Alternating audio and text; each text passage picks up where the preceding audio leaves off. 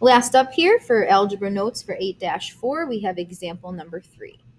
Given a sub 1 is equal to 5 and this formula, find a of 4.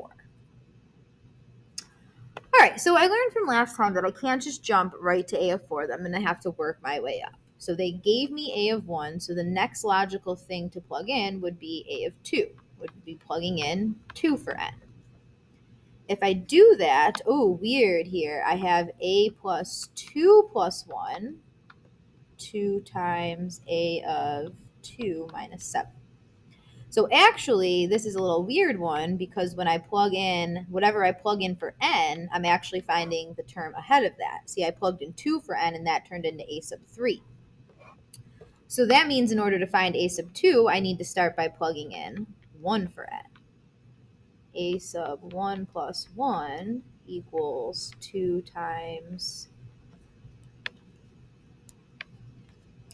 a sub 1 minus 7. So a sub 2 is equal to 2 times a of 1 is the 5 that they told me, minus 7. So 2 times 5 is 10, minus 7 is 3. Now that I have a sub 2, I can come over here and replace that a sub 2 with 3.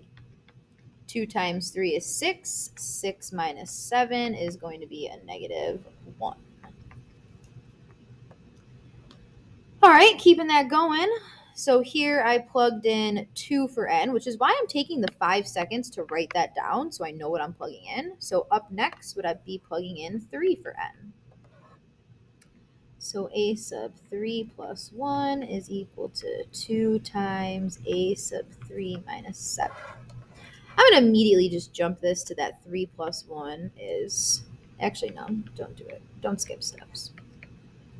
2 times, we know a sub 3 is that negative 1, so that goes there.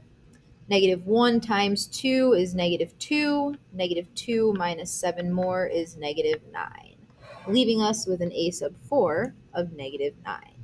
So again, the best way you can work through these is just by starting somewhere. Start by plugging in something for that n and see where that gets you.